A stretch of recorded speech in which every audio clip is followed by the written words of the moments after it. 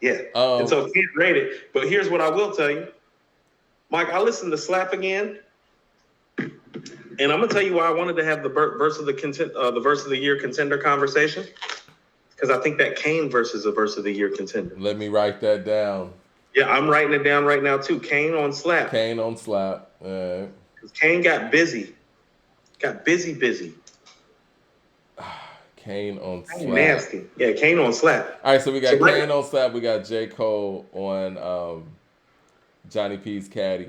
yeah, we'll get to that in a second. So Okay. overall, I enjoyed this like you did. I love the energy. Now here's what I'll tell you. Here's where you have to appreciate somebody like a Method Man or a Nas or a Raekwon. He's Busta versatile sounds too. different vocally, Mm-hmm. and you can tell. Now that nigga Meth sound about 25. Nigga Nas sound about 23. Nigga Ray sound about 27. Busta sounds his age. And that's really the only knock that I can give this project outside of it being short is that vocally he's not where he used to be. And I think part of why ELE has a different vibe, Mike, is because I don't think vocally he can provide the same energy that he used to provide. And I think some of that vocally, what we're hearing is all the years of the yelling and the screaming and the ranting, because he's not just doing it on the mic. He's been doing it on stage for a long time too, Mike. It takes effect on you when you have. It's like it's like the way Rafael Nadal plays tennis. People have always said, "Well, it's going to be hard to hold up like that for a long time when you play that rough, hard style on these courts the way that you do." It's been a miracle that he's held up and been able to win at the level that he has. But with Busta's case, I think all the yelling and the screaming and all the years of it and all the rah rah rah that you're talking about that you love, I think it's affected him vocally, Mike. Busta vocally is a 101. Like nobody, Mm-hmm. and I say this all the time. We talk about rap voices. No one can execute on that victory hook like that. Like you just can't. Vocally, you can't. No, No one but can think about how many execute on times that he's wild. performed that and what it's Yeah. done. Nobody can execute on that wild for the night hook like that. You But think just about can't. all those times of performing it, what it's done.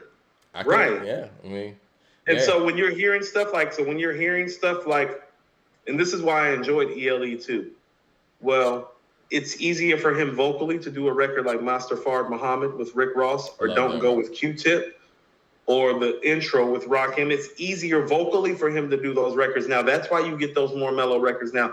He can't go give you that ELE experience again, Mike. Like vocally, like in the end, it's too much. He's Yo, you remember on the first ELE, Everybody That's what I mean. Rise? That New York, Philly, everybody Right. That's what I'm saying. Like he rise. can't do Oh, that. that shit is crazy. He can't do that anymore. Because he Uh, already did it and it's taking a toll. now, This is what you where want? and not to compare because they are comparable in age and even kind of come up. This is where you can hear KD3 vocally and realize how special Nas really is. Yeah, you gotta Just appreciate that stuff. Yeah, the voice, yeah. just off the strength of the voice sounding the same. It's like he said on Rich and Black, the God voice pristine, like I'm still 17. Like it really is, Mike. He really still sounds young vocally, but when you look at it, how Nas been rapping this whole time. I never brag. How real I keep it, because it's the best secret. I rock a vest, prestigious. We Right. got a lot of bars in this episode. It's sort of like the conclusion, the color purple. Niggas Niggas is is losing losing. confusion for one time more pursuit movement. Rapping Grabbing niggas niggas up up in in this this movement. movement. Smooth shit. Cop versus the block. Shorties get Shoot you to school quick. school quick. Lesson Lesson number number one, one, if you you arrested arrested and and hung hung. where Where niggas niggas is is from, from, gotta gotta keep keep a a lid lid on on your your tongue. It's tongue. like silent murder. I I hit hit blunts blunts hard hard like like Ray Ray Mercer. Mercer. Well, Mike, Violent words of a prince of in the palace of Persia. vocally, your breath control has to be there. But as far as like your vocal cords, Mike, they're not Yeah. being stretched. Your Right. breath control is being stretched, not the cord. Mm. Right. That's why Vincent. AZ sound the same, Mike. Yeah. Visualizing the realism of life in actuality. Fuck who's the baddest? A person's status depends on Right. salary. He's not Wow. stretching his Salary. vocal cords, he's stretching his breath control. Busta been stretching his vocal cords and his breath control for like To 30, epic 35 levels years. though, and I don't think we would have so much epic material if he didn't do that. And I he gave it up, man. I got to give it to him. Vincent Hughes with No, the super chat give says, your, "Are we give your getting?" body up for the game. They got a question for you, Coop. Vincent Hughes says, "Are we getting Henny Coop on Sunday?" LOL. Oh no! That's gonna be like mellow coupe. Nobody's gonna be in the house. It's gonna be a nice little slow midnight burn. I scheduled the show tonight for 11 o'clock, Mike. I call it a little Purple Tape Friday. We're just gonna do a little quick Ah, playlist. shit's gonna be crazy. Right. What is your I mean, favorite song on Purple Tape? I know we kind of go back and forth. well, when I say Purple Tape Friday, Mike, I'm talking about the feel of the music. So you Ah, gotta know what gotcha. you're So you can expecting. cover I want, those. Okay. I want what we're doing to have a feeling. So when I'm saying Purple Tape Friday, it's like, well, we're not gonna play the Purple Tape per se, because I think that deserves more of a full breakdown with you and I, like going like all the way in with it. But that's that feel, like that real hip hop feel. When it's like, remember when you used to know certain times of night on a Friday, you knew you was gonna hear some real hip hop, regardless of what city or country or wherever you was at. You knew on Friday night you was gonna hear some real rap shit, not the shit that you had been hearing on the radio all week, but some real hip hop. Yeah, we got to start bringing that feeling back. Yeah, get by your tape deck Fridays. Right. 36 Chambers. Ooh, I might change the name of the show to Bring Back Your Tape Deck Friday. I wonder if that'll fit in the character count on I don't know if station that'll fit in the character count.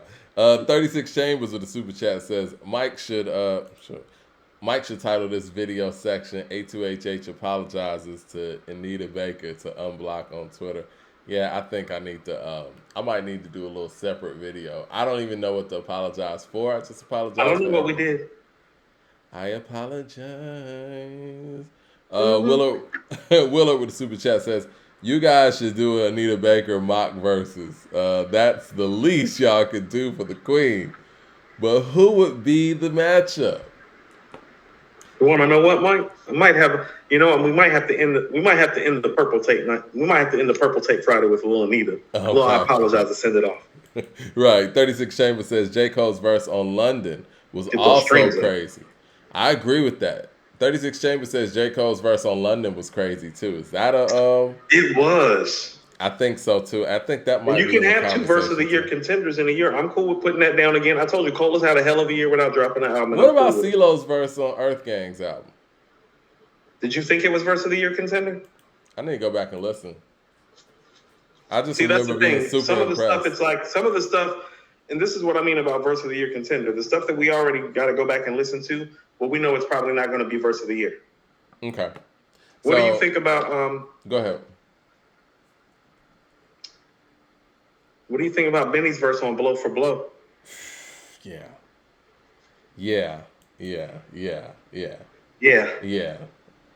Blow for Blow is a crazy record, man. That's in the song of the year category right there. It is. We can have that conversation maybe next week. But like, I felt like Benny's verse on Blow for Blow deserves some verse of the year consideration. Blow for Blow is nuts. Because he's precise on there, Mike. His precision on there. He's like that. That's him in his pocket and his element, and he delivers on a high level. Black Thought on Aquamarine. I already have that down. Actually, my question about Thought on Aquamarine is which verse? I was gonna say the first verse. Me too. Okay, so we're cool. Ethan Hill with the super chat says King Crooked's pen went crazy this year on 2 projects. Man, Crooked be going crazy. Period. Melvin Wright with the super chat says Snoop should be in the top 5 of Versatile. Okay, I think he is. We covered that. I can't really, I can't really make an argument for Method Man over Snoop over such a long period of time. And like I said, Snoop got Sensual Seduction. Anita versus Shaka Khan. Who? I think that's a little bit more fascinating. I think Sade got Anita, but I don't know about that. I don't know about Shaka. I'll take Shaka Khan's catalog. I know Shaka's catalog very well. 2 of my mom's favorite singers. I love me some Shaka. Yeah, I love Shaka too. Very unique. Have you ever watched the dude from Jay and Silent Bob explain his meeting with Prince and how he's supposed to do a documentary for Prince? Mm-mm.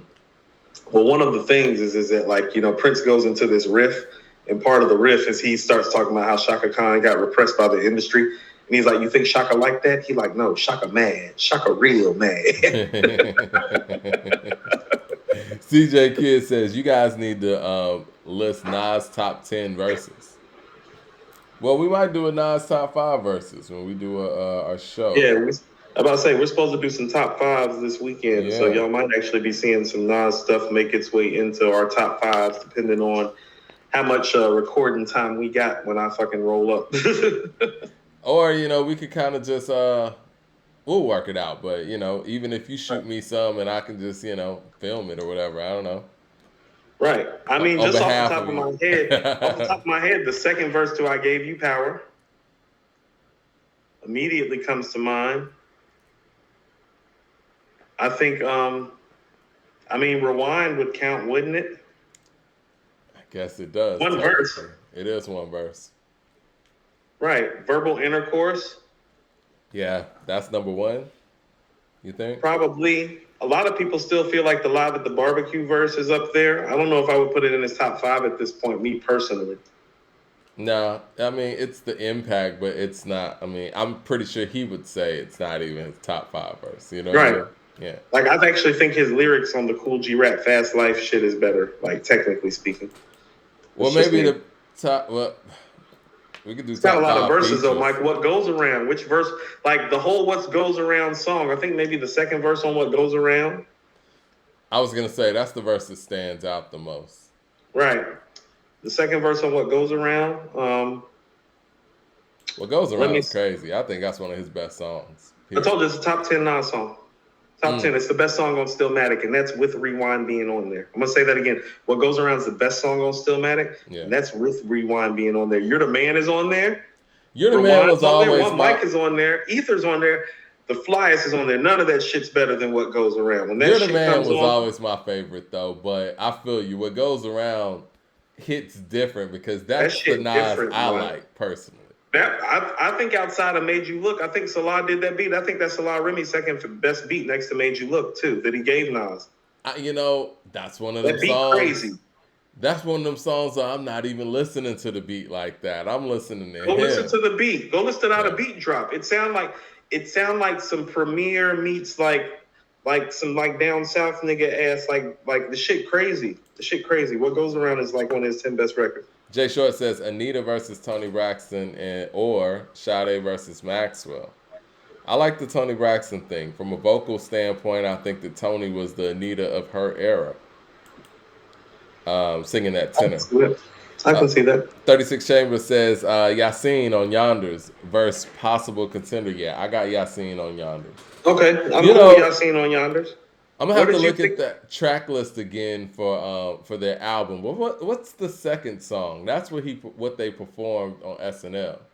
His verse on there was crazy. You know what song I'm talking about? Not "Keep the Main Thing," but the other one. Yeah, let me look up the No Fear of Time track list because I want to be accurate here. And the only reason why I don't, know the, track list off the top of my head is because, we don't have a lot of access to it. But, I don't want to go there. Of time track list. Maybe somebody in the chat can help us. Oh, So Be It. That record. Mm-hmm. Yo, he went crazy on there. They killed it on SNL, man. No, I watched it. I watched actually clips of the whole show and everything. What did you think about their performance? No, it was really dope. They did a great job. Yeah, both I was super impressed. Sounded great live, especially "Keep the Main Thing." The Main Thing sounded wonderful live. They were brilliant. They were on point.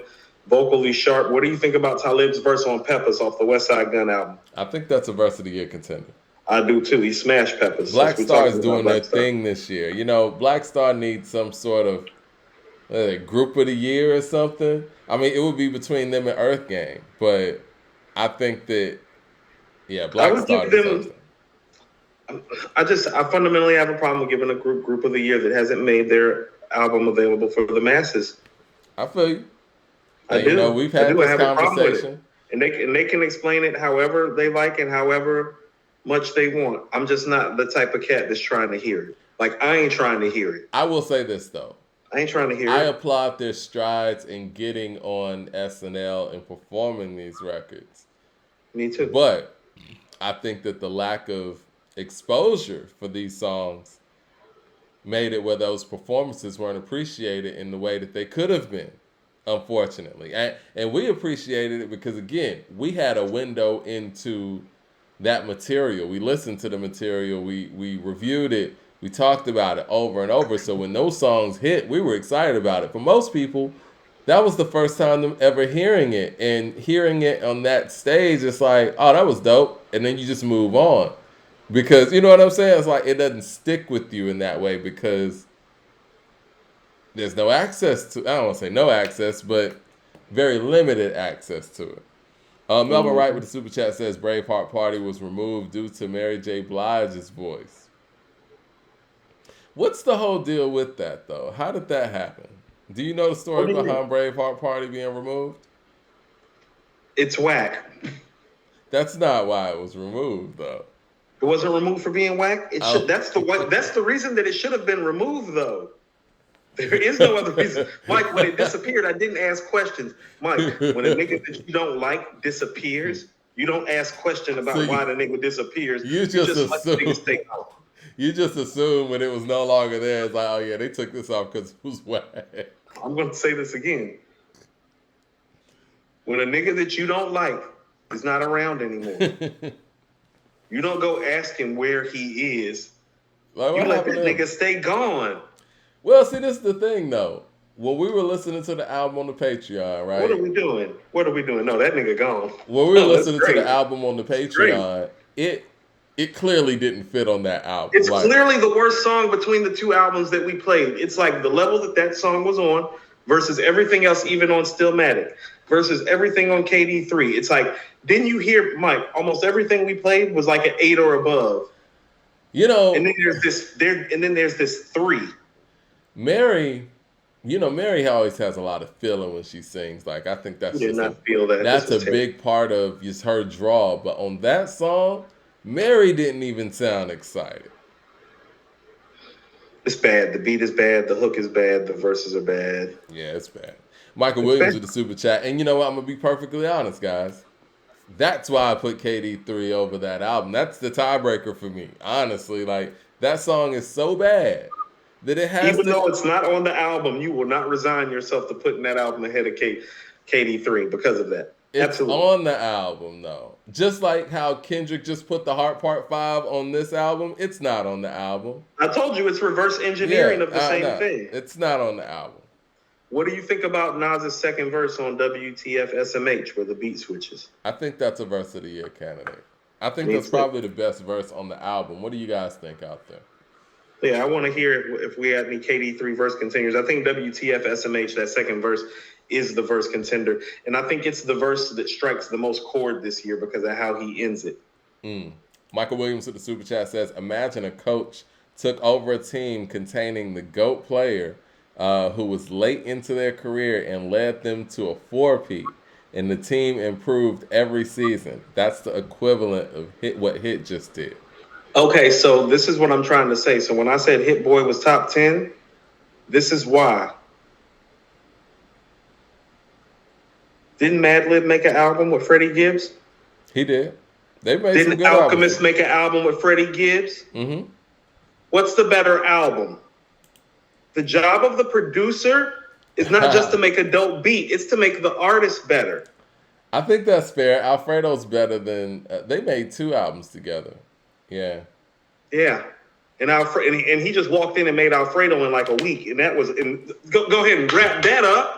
Well, Alchemist is special. Who talking? This is what I'm saying. When y'all be talking this, it's like, understand this is like, okay, then explain to me if he's top 10 while Alchemist walked in and made Alfredo with a week with Freddie, and it's Freddie's, like, clearly Freddie's magnum. Shit. I can't argue with that. 36 Chambers says, does the last verse on Crack Sandwich by JID qualify? We forgot about JID. Which one? The last verse on Crack Sandwich with his family fighting in the streets. You want to know what? I'm cool with JID Crack Sandwich. This is why we asking y'all. Because you want to know what? This is saving me about 14 to 17 hours of music listening. It says, with his family fighting in the streets and having to tell their parents imagery, song was hard. No, Crack Sandwich is pretty special. Yeah. Let me ask y'all this. Do y'all think JID's album is better than Mr. Morale and the Big Steppers? Like, just be perfectly honest. It's not a question of that. It's not. I mean, you know, I know, we gotta go through the steps because I know you were getting a lot of heat for saying that, you know, Kendrick didn't have a top 10 hip hop album in 2022, but it's not good. Ain't nobody playing that shit. The people that's saying that it is a top 10 hip hop album ain't playing the shit. 36 Chambers says, why you ain't proud of Nas? Yeah, that's a wrap. Yeah.